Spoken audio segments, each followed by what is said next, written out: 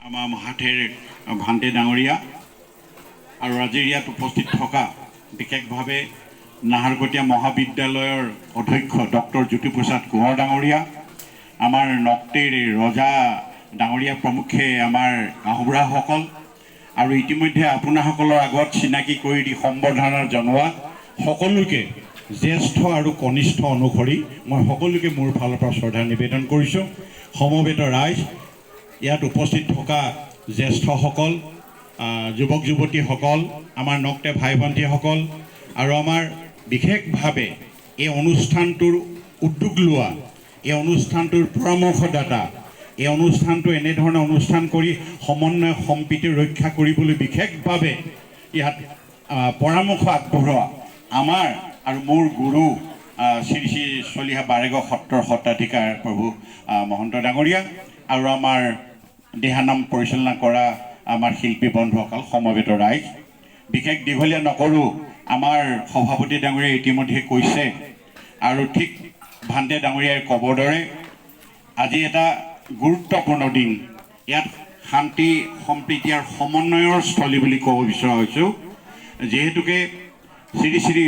বাৰেগড় চলিহা সত্ৰৰ এইসকল নক্টে বিশেষভাৱে তাৰ শিষ্য আছিল। আপোনাসকলে নিশ্চয় জানে 16শ শতিকাৰ শেষ ভাগত বা 17শ শতিকাৰ ঠিক আগভাগতেই চিৰিয়া মাতাৰ ওচৰত নৰোত্তম ঠিক তেনেকৈ নগাৰ উত্তম নৰোত্তম, অৰ্থাৎ নৰ মানে মানুহ, নৰৰ উত্তম নৰোত্তম, শ্ৰেষ্ঠ জীৱ শ্ৰেষ্ঠ মানুহ, ঠিক নগাৰ নৰোত্তম শ্ৰেষ্ঠ ৰজা লুঠা খুনবাৱে আমাৰ চিৰিয়া মাতাৰ শৰণাগত হৈ শ্ৰী শ্ৰী চলিহা বাৰেগড় সত্ৰত ইতিমধ্যে শৰণ লৈছিল। সেই শৰণ লোৱাৰ দিনখনেৰে পৰা ভৈয়াম আৰু আমাৰ পাহাৰৰ লগত আমাৰ সমতলৰ এইসকল সত্ৰাধিকাৰ প্ৰমুখে শিষ্যসকলৰ সম্প্ৰীতিৰ এটা সমন্বয় গঢ় লৈ উঠিছিল। আৰু এই সমন্বয়ৰ আজি বহুদিন বিৰতিৰ পাছত জ্যোতি পুৰি গৈছিল। ইতিমধ্যে উদ্দেশ্য ব্যাখ্যাটো কৈছে যে আমাৰ চিৰিয়া মাতাৰ সময়ৰ পৰা আৰম্ভ কৰি এই আমাৰ নক্টেসকলৰ যিটো সমন্বয়, সেই সমন্বয়টো আজি ইয়াত পুনৰ আকৌ গা কৰি উঠিছে। ইতিমধ্যে আমাৰ স্থানীয় আমাৰ নামফাকে বৌদ্ধ বিহাৰৰ ভান্তে ডাঙৰীয়াই কৈছে যে ইয়াতে এখন আমাৰ নক্টে গাঁও আছিল, ইয়াত এজন ৰজা আছিল, ইয়াত বিশেষভাৱে চাউলুং চুকাফাই টিপামত যি ৰজা পাতি থৈ গ'ল তেওঁলোকৰ সময়ৰ পৰা এখন নক্টে গাঁও আছিল। এই গাঁৱত থকা সমন্বয় সম্প্ৰীতিৰ কাৰণে আজি যিটো আপোনালোকে লক্ষ্য উদ্দেশ্য আগত ৰাখি আগবাঢ়ি আহিছে, ই সঁচাকৈ প্ৰশংসনীয় হৈছে।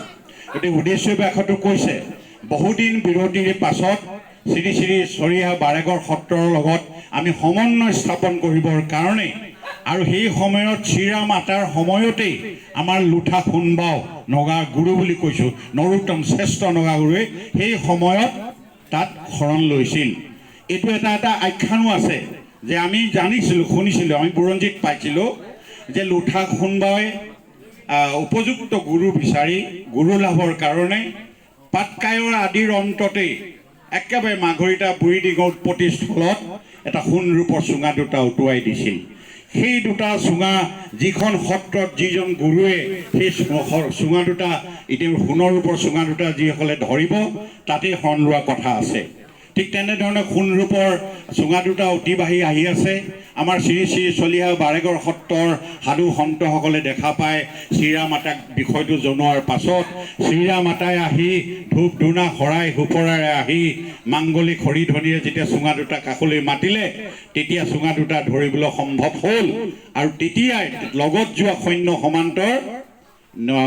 খবৰ অনুসৰি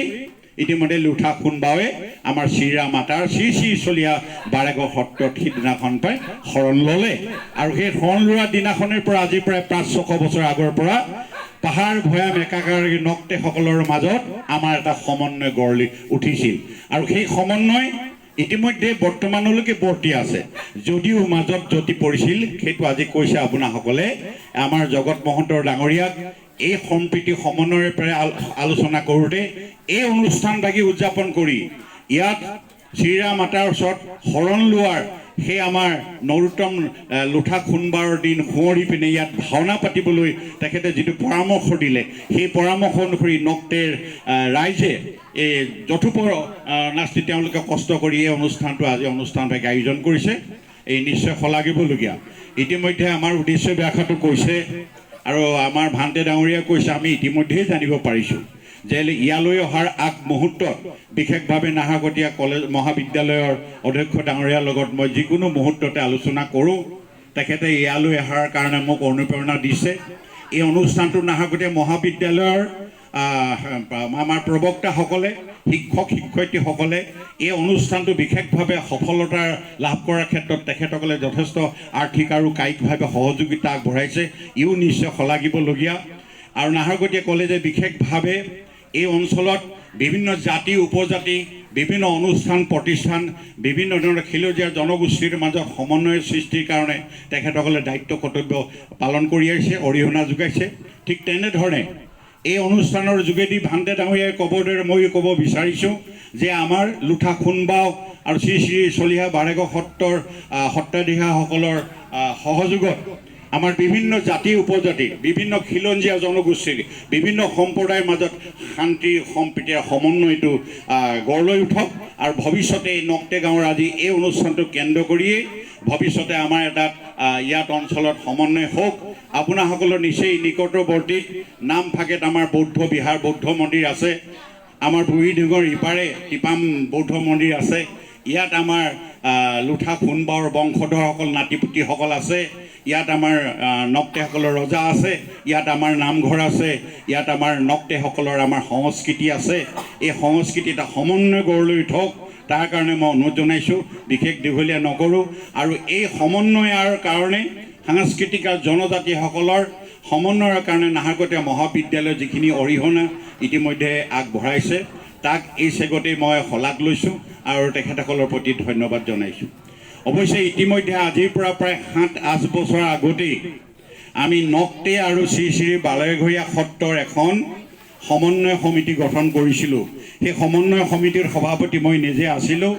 আৰু আমাৰ সম্পাদক আছিল গোলাপ বৰা ডাঙৰীয়া ইতিমধ্যে আপোনাসকলে জানি ভাল পাব আমাৰ গৌৰৱৰ কথা নাহৰকটীয়া মহাবিদ্যালয়ৰ মাননীয় অধ্যক্ষ ডাঙৰীয়াই আমাৰ নক্টে সমাজৰ তেখেতসকলৰ নক্টেসকলৰ লেংগুৱেজৰ ওপৰত তেওঁ ডক্টৰেট ডিগ্ৰী ইতিমধ্যে লাভ কৰিছে ঠিক সেইদৰে আপোনাসকলে অলপ আগতে সম্বোধনা জনোৱা স্মৃতিৰেখা গয়েন বাইদেউ ইয়াত উপস্থিত আছে তেখেতেও বোধ হয় নক্টেসকলৰ ফক কালচাৰৰ ওপৰত গৱেষণা কৰি ইতিমধ্যে ডক্টৰ ডিগ্ৰী লাভ কৰিছে এই দুজনা ব্যক্তিৰ সহযোগত আৰু শ্ৰী শ্ৰী বাৰেঘৰ চলিয়া সত্ৰৰ সত্ৰাধিকাৰ প্ৰভুৰ সহযোগত আৰু ইয়াত উপস্থিত থকা আমাৰ সেই শিল্পীসকলৰ সহযোগত আমি বিশেষভাৱে আজিৰ পৰা 7-8 বছৰ গৈ আমি অৰুণাচলৰ দেওমালিৰ পৰা 25 কিলোমিটাৰ আগত আমাৰ নামচাং খুনচা বস্তিত গৈ পিনে এই প্ৰভুজনাৰ সহযোগত আমি অৱশ্যে সমন্বয় সম্প্ৰীতিটো অলপমান সজাগ কৰি তুলিছিলোঁ কিন্তু তাৰ পাছতো তাৰ পূৰ্বতো অৱশ্যে আমাৰ ইতিমধ্যে প্ৰয়াত আমাৰ গুৰু সত্ৰাধিকাৰ জগত মহন্ত ডাঙৰীয়াৰ সময়তো অৰুণাচলৰ দেওমালিত আমাৰ নামঘৰ আছিল আৰু এতিয়াও আছে কিন্তু সেই সমন্বয় কিছু জটি পৰিছিল এতিয়া পুনৰ শ্ৰী শ্ৰী চলিয়া বাৰেঘৰ সত্ৰৰ সত্ৰাধিকাৰ প্ৰভু ডাঙৰীয়াৰ সহযোগত আৰু এই সমন্বয় সমিতিখনৰ উদ্যোগত পাহাৰ ভৈয়ামৰ সম্প্ৰীতিটো পুনৰ জাগৃত হওক এই সম্প্ৰীতিয়ে যাতে আমাৰ মাজত খিলঞ্জীয়া জনগোষ্ঠীসমূহৰ মাজত ভৱিষ্যতে এটা জাতি হিচাপে জীয়াই থকাৰ ক্ষেত্ৰত সমন্বয়ৰ বাৰ্তা বাহক হওক এই নক্টে গাঁৱে তাকেই কামনা কৰিছোঁ সভাপতি ডাঙৰীয়াই মোক কম সময় চমুকৈ ক'ব দিয়া স্বত্তেও মই সময় যথেষ্টখিনি ল'লোঁ তাৰ কাৰণে মই ক্ষমা বিচাৰিছোঁ সভাপতিৰ ওচৰত আৰু মোৰ কথাখিনি ক'বলৈ যাওঁতে খুব খৰখেদাকৈ ক'বলগীয়া হৈছে ক'ৰবাত নিশ্চয় ভুল হৈছে মই গম পাইছোঁ তাৰ কাৰণে মই ক্ষমা বিচাৰিছোঁ আৰু গোটেইখিনি কথা আঁতিগুৰি মাৰি আমাৰ নাহৰকটীয়া কলেজৰ প্ৰবক্তা আমাৰ অধ্যক্ষ ডাঙৰীয়া জ্যোতিপ্ৰসাদ ডাঙৰীয়া নিশ্চয় আপোনাসকলক সকলোখিনি কথা বিৱৰি ক'ব